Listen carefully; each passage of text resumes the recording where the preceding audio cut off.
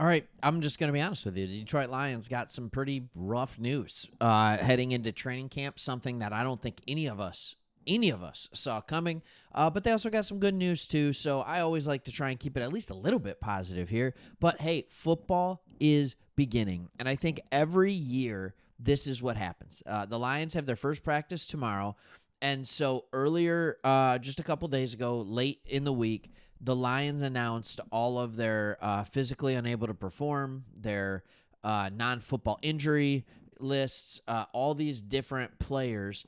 And while the good news is that they only have one person on the reserve/pup list, which that is a list that is designed for people who aren't going to be able to play for the first 4 weeks. There's a big deal on that one. So I want to talk about who got put on that list first, and then we'll go into some of the other players, and we'll get into some good news too. All right, that list has Levi Onuoha on the reserve/physically unable to perform list. Again, that means that Levi Onuoha will miss at least the first 4 games of the NFL season. I don't know why I started talking like Adam Schefter. Maybe it's because I was doing an injury report, and that's what Shefty does. All right, but we all know Levi Onuoha. We know the struggles he had his first 3 years to get healthy. Had a bounce-back year in 2024 after returning from that back injury. He started 10 of his 16 appearances last year, had 1.5 sacks, 13 quarterback hits, but they will be without him for at least the first fourth of the season. Don't know why. In the article, I've been looking everywhere, scouring everything. ESPN has the most info on this, but nobody knows the extent of the injury or the nature of the injury. I don't know. So I wish I could give you better idea of what is causing this. It's not a reserve NFI, non-football injury. It's the PUP list. Now, sometimes you can take non-football injuries and put them on the PUP, but it tells me that I don't know how. I mean, he obviously didn't get hurt playing football, I don't think. Not that I know of. So we'll kind of see what that looks like.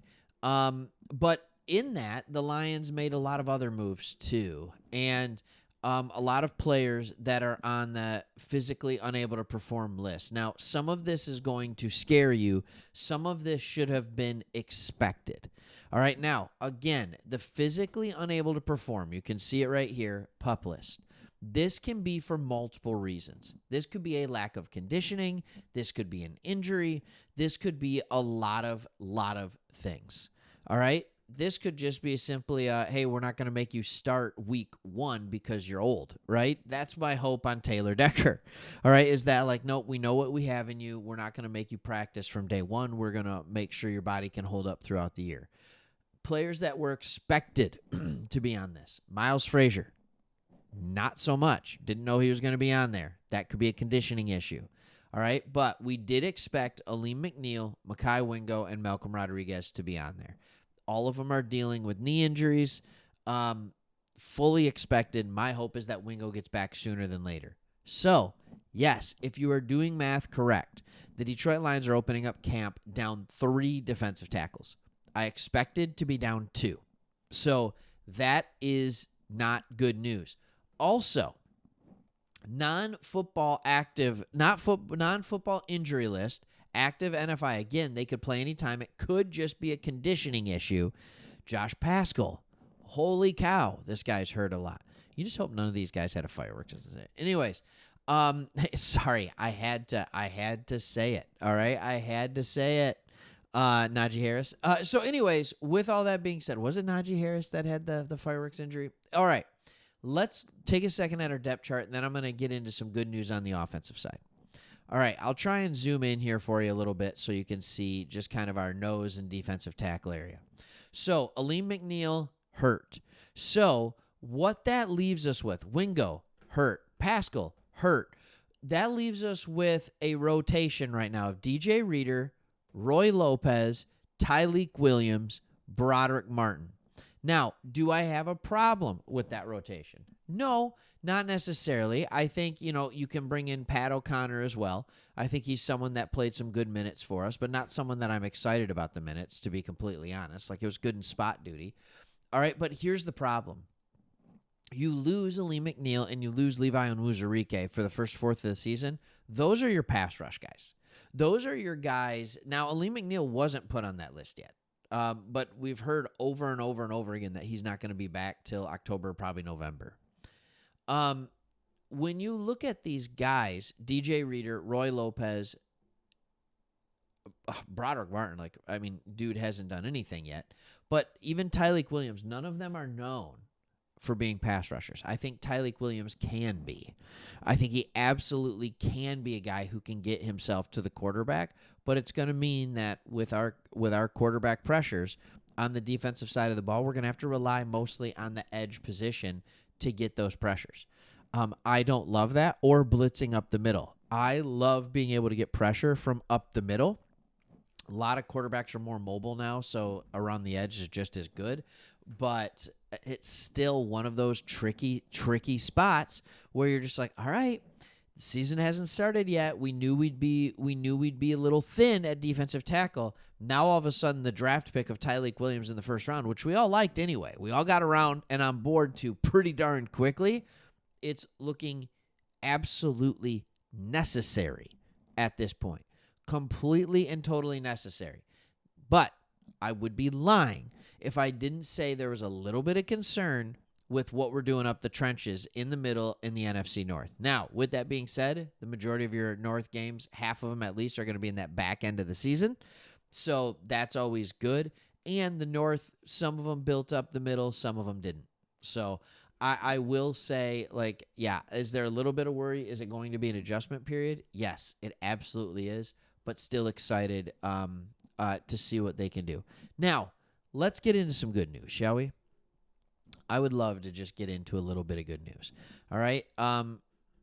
This is an article on NFL.com. Lions tight end Sam Laporta. New offensive coordinator John Morton is a brilliant mind. He is not worried about it at all. All right. He was on the Jim Rome show on Wednesday, and he told Jim Rome that there are no questions in the locker room about whether Morton can keep a potent Lions offense among the top in the NFL. Here's what he said. It might be a little different, Laporta said. Fortunately, we kept a couple of our position coaches, specifically our offensive line coach. We promoted Hank Fraley to a run game coordinator. So, fortunate for me, we have the same run game system this year, same verbiage, which, as you can imagine, is a lot. But Johnny Moe, pass game coordinator his whole life, brilliant mind, I think he's going to call the offense great. All right, so brilliant mind. You always get the Rain Man stuff going on here, right? Again, please remember, John Morton has been around. I love that they're already calling him Johnny Moe. All that good stuff. There's a relatability to the offense with the new offensive coordinator. I think he's one of those guys that's been around long enough where he won't get just stolen up right away if the Lions offense is good, and kind of go from there. I have been out there over and over and over again. This is Dan Campbell's offense. This is his offense. He's calling the shots no matter who's calling the plays. I am not as worried about it as other people are. The defense, to me, is the question mark, especially now that we know that our starting interior is going to be out for a while. That is more the big question mark to me. How quickly can Tyleik Williams get going? What does it look like, the defensive play calls? Because the defense was the struggle last year. Not the offense, the defense, and replacing two coordinators. Now, no one got fired, all right? And yes, the defense had good stuff, but again, throughout the majority of the year, and they ranked high. But again, the Commanders hung 45 on us in the divisional game of the playoffs. Sure, there were turnovers on the offense that absolutely contributed to that, but they hung 45 points on us. And by the way, one of the turnovers on the offense was a dumb play call.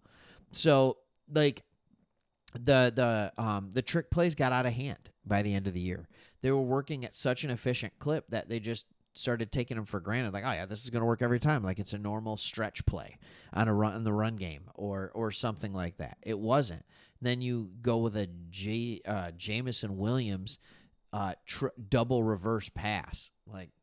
Not a good idea in the playoffs. Not a good idea. So anyways, with all that being said, I'm excited about what's next. All of us should be too.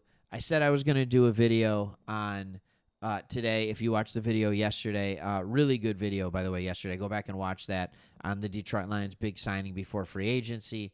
If you're still watching this long, you might want to see even more. And we get some great talk about Tate Ratledge and kind of the weird contract situation that was happening with him and all the other second-round players. But he is back. He is on the field, and we need that for the interior of our offensive line. I know I said I was going to talk about this draft class in comparison to others, and I will do that as we go through training camp. But just so excited to actually see the Lions on the field, and we're 12 days away from that with the Hall of Fame game. All right, thanks for watching. See you on the next one.